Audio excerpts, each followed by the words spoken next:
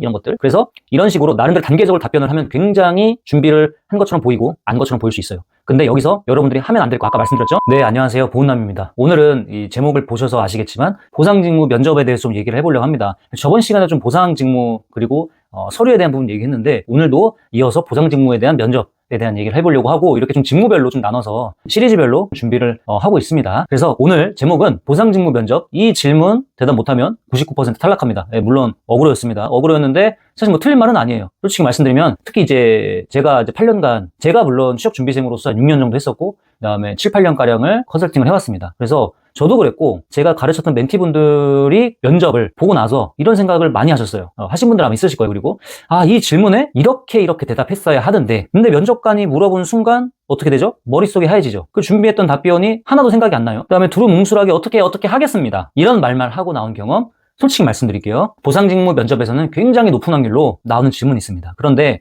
그 질문에 제대로 대답 못하면 서류 아무리 잘 써도 안 되죠. 결국에 우리는 면접을 2번 통과해야 돼요. 1차 면접 통과하고 어차피 근데 또 결국엔 또 2차 면접과 통과해야 되죠. 스펙이 좋아도 떨어진 이유가 그겁니다. 오늘 그 질문이 뭔지 어떤 식으로 답변을 해야 되는지 정확히 말씀드리겠습니다. 오늘 영상에 처음이신 분들이 있어서 간단하게 소개를 드리면 저는 이제 12년 동안 현직에서 근무를 했었고요. 영업관리, 보상도 했었고 본사에서 다양한 직무를 경험을 했습니다. 그 다음에 보험사 취업 관련 컨설팅을 8년째 해오고 있습니다. 그래서 오늘 제가 말씀드리는 거는 저 이력이 중요한 게 아니라 추측이 아니라는 거예요. 제가 직접 받아왔고 제가 준비시킨 수십 수백 명의 멘티분들의 실제 사례를 갖고 항상 저는 얘기를 드립니다. 그래서 이 질문에 제대로 답하지 못해서 떨어진 케이스도 제대로 답해서 합격한 케이스도 저는 둘 다 많이 봤어요. 그래서 이 영상은 아마 이런 분들한테 좀 도움이 될 것 같습니다. 첫 번째는 보상직무 서류가 통과가 됐는데 면접 준비를 어떻게 해야 될지 막막한 분들. 그래서 면접 후기 이런 거 좀 검색을 해봤는데 다들 말이 달라요. 그래서 혼란스러우신 분들 도움이 되실 것 같고, 두 번째는 면접 준비는 나름대로는 해봤고 하려고 하고 있는데 이 답변이 맞는지 확신이 없는 분들이 있어요. 그리고 예상 질문을 뽑아는 봤는데 답변 어떤 구조로 만들어야 될지 모르겠다 하시는 분들도 있을 거고, 세 번째는 이미 한번 직무 면접에 떨어진 경험이 있는 분들이 뭐가 문제였을까 하면서 재도전 준비 중이신 분들도 있어요. 그래서 제가 8년 동안 수백 명의 멘티의 면접을 준비시키면서 발견한 패턴이 있습니다. 떨어진 사람들은 같은 질문에서 같은 실수할 확률이 굉장히 높습니다. 오늘 그 실수가 뭔지, 정답이 뭔지 정확히 말씀을 드릴게요. 일단은 본격적인 얘기를 하기 전에 이런 오해들을 많이 하고 계시거든요. 한번 깨고 나가야 될 것 같습니다. 면접은 준비해봤자 어차피 의미 없다, 소용없다, 결국 즉흥적이다, 이런 말들 많이 있죠. 결국 까봐야 된다, 면과몰이라고 하나요? 뭐 그런 말을 많이 하더라고요. 이거는 솔직히 반은 맞고 반은 틀렸습니다. 보상직무 면접은 나름대로 패턴이 있어요. 그러니까 준비가 안 한 분들은 이 말이 맞는 거고, 준비가 한 분들은 이 말이 적용이 안 되는 거죠. 왜냐면 보상직무라는 것 자체가, 이 직무 자체가 나름대로 명확하거든요. 사고 처리, 뭐 과실, 보험금 산정, 고객 대응, 이러한 4가지를 못하면 보상 업무를 할 수가 없어요, 기본적으로. 그러니까 이 직무가 어떠한 요소로 이루어졌는지를 먼저 알면 되는데 그걸 제대로 모르니까 제대로 된 준비를 못하는 거죠. 면접관 입장에서는 이 4가지 역량을 확인할 수 있는 질문을 던질 수밖에 없어요. 근데 그게 매년 반복되거든요. 그래서 PT 문제도 직무 PT라고 하면은 제 멘티들이 질문이 그대로 나왔다고 하는데 제가 그냥 잘한 게 아니라 그냥 그 요소를 다 준비했을 뿐입니다. 제가 컨설팅하는 분들 중에 사면직회 이런 면접 보신 분들의 후기들을 제가 항상 매년 모으는데 대부분의 80% 이상 오늘 말씀드린 질문을 받아왔어요. 즉흥이 아니라 나름대로 패턴이 있다는 겁니다. 그리고 준비하면은 그 패턴 안에서는 대응이 가능한 거죠. 영역이 아니라 실력의 영역으로 들어가는 거예요. 내가 준비한 대로 나름대로 본다는 겁니다. 그 준비가 제대로 된 방향으로 됐다면 잘 보기까지 하겠죠. 자, 그러면은 이 면접에서 실제로 어떤 패턴의 질문들이 나오느냐 한번 살펴볼게요. 제가 8년 동안 나름대로 준비를 하면서 분석해본 결과 보상직무 면접에서는 굉장히 높은 확률로 나온 질문이 3가지가 있습니다. 첫 번째, 고객이 보상 결과에 불만을 가지다 어떻게 대응하시겠냐. 근데 또 이렇게 생각하시는 분들이, 이 질문은 안 나왔는데요, 이렇게만 생각하시면 안 돼요. 이 질문과 결국 동일한 겁니다. 당신이 제시한 금액이 100만 원인데 피해자가 500을 얘기합니다. 어떻게 하시겠습니까? 이거 같은 질문이에요. 결론은 본질을 보셔야 됩니다. 본질을. 왜 이 질문을 하냐면요, 보상을 하면은 95% 이상은 불만 상황입니다. 그렇죠? 가해자든 피해자는 불만이에요.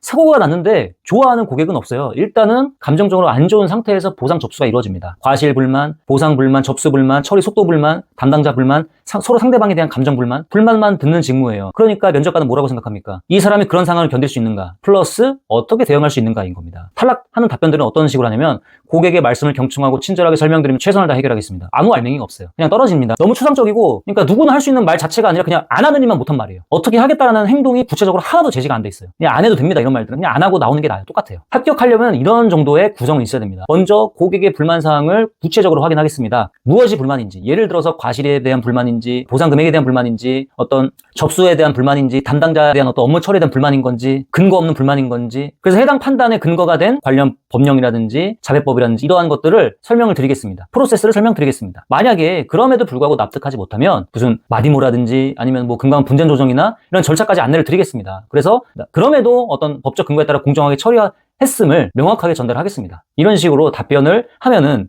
어떤 점이 그 면접관한테 인상 깊게 다가오냐면, 첫 번째는 프로세스가 명확해요. 확인을 했죠. 근거를 설명했죠. 나름대로 대안을 안내했습니다. 그리고 뭘 했어요? 우리는 용어를 나름대로 업계 용어를 썼어요. 법조항, 판례, 금감원 이런 것들 얘기했고 마디모도 얘기하고, 그리고 회사 입장도 지켜요. 무조건 그렇다고 철저하게 의리돼서 끌려갈 수만 없거든요. 아닌 건 아닌 거예요. 불편하더라도 공정하게 처리했음을 전달했습니다. 사실 면접관이 듣고 싶은 게 무조건적으로 의리돼서 기겠습니다가 아니라, 그러한 친절이 아니라 전문성과 원칙이에요. 그러려면 오히려 이 직무를 명확히 알아야지 그렇게도 말할 수 있는 거거든요. 두 번째, A차량과 B차량의 사고에서 상황을 주면서 이거에 대한 사고 처리 또는 과실 판단 어떻게 하시겠습니까? 이 질문 사실 T라든지 그 다음에 직무 면접이라고 하면 높은 확률로 좀 나오죠. T에서 나올 확률이 굉장히 높고요. 거의 이러한 것들은 우리가 보상 업무의 핵심 업무가 바로 이 사고 처리 또는 과실 이러한 부분들이거든요. 그러니까 면접관이 구체적으로 어떤 상황을 주고 어떻게 판단할 건가에 물어봅니다. 그게 과실이 아닐 수도 있어요. 기본적인 어떤 사고 처리에 대한 프로세스 인지하고 있냐 이런 겁니다. 상황을 주겠죠. 뭐 가다가 흠이 추돌했다, 아니면은 뭐 서로 접촉했다, 이런 것들 과실 어떻게 나누겠습니까? 그런데 이제 탈락하는 답변들은 좀 어떤 식이냐, 이것도 두루뭉술해요. 결론은 뒷차가 앞차를 추돌한 경우는 보통 뒷차가 100% 과실이므로 뒷차가 전적으로 책임져야 할 것 같습니다. 이런 거는 이제 떨어진다는 겁니다. 그리고 절대 여러분들 하시면 안 되는 게 뭐뭐일 것 같습니다. 절대 쓰지 마세요. 면접에서는 면접까지 쓰지 마세요. 아시겠죠? 판단 근거가 없어요. 대략적으로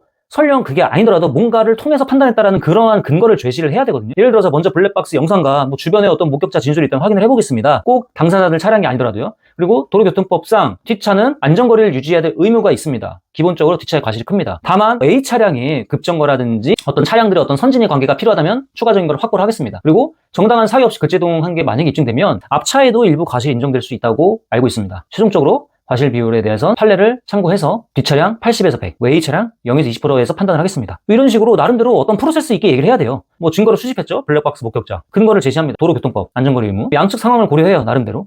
구체적인 그 비트윈이지만 그래도 제시를 했죠. 80에서 100, 0에서 20. 결론이 아니라 이 판단 프로세스거든요. 판단 프로세스 자체는 사실 무한할 수가 없어요. 뭐예요? 확인할 거 하고, 관련 근거, 법적 근거 확인하고, 주변 상황 확인하고, 비율 제시 이렇게 하면 되거든요. 정답이 아니더라도 이렇게 하는 것이 우수한 답변인 겁니다. 우수한 답변.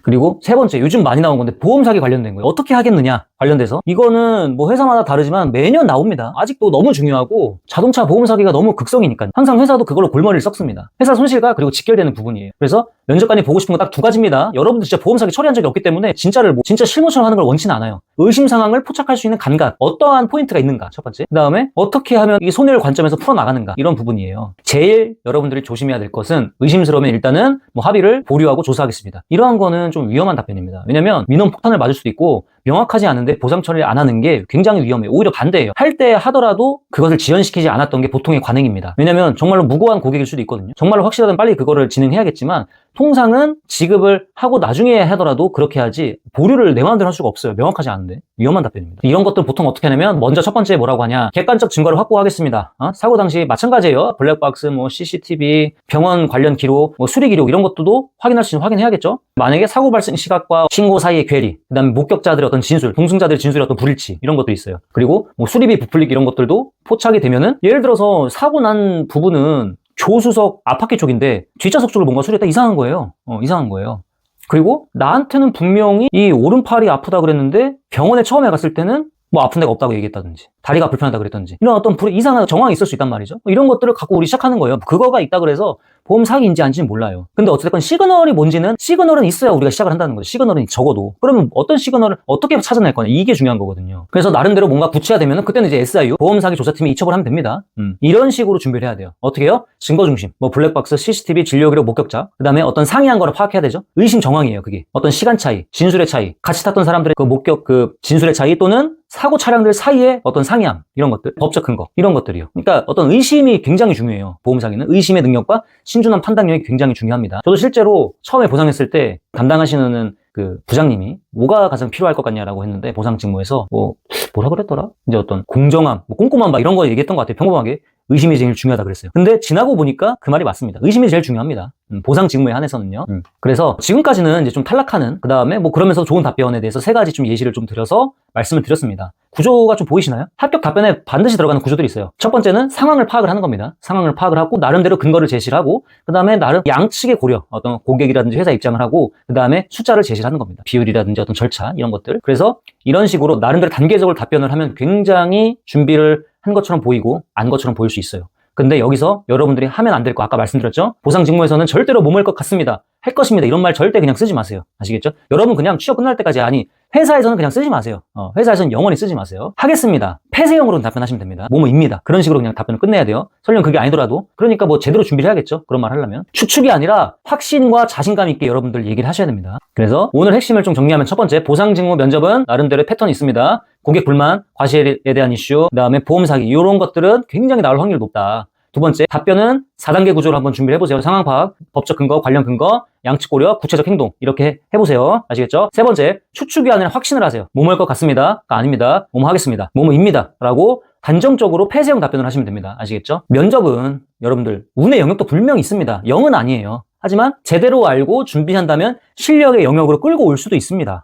근데 이게 쉽지가 않은 게, 여러분들은 취업시장에서 뭐 길게 있어야 2, 3년이거든요. 그러니까 그걸 패턴하기 어려워요. 그리고 길게 있다고 좋은 게 아니잖아요. 그러니까 어디로든 그냥 가게 됩니다. 어디로든. 그래서 사실 이 패턴을 찾기가 어려운 건데, 나름대로 준비한 만큼 결과가 나오는 곳이기도 합니다. 그래서 오늘 알려드린 이 세 가지 질문과 4단계 구조 꼭 준비해 보시고, 실전에서 당황하지 말고 준비하신 대로만 하시면 됩니다. 오늘 영상도 도움이 되셨다면 좋아요와 구독 눌러주시고, 면접 준비하면서 막히는 부분이 있다면 제 그 댓글에 보이는 보험남 클래스도 한번 확인해 보시면 도움 많이 되실 겁니다. 이상으로 보험사 면접은 보험남이었습니다. 감사합니다. 다음 영상에서 만날게요. 감사합니다.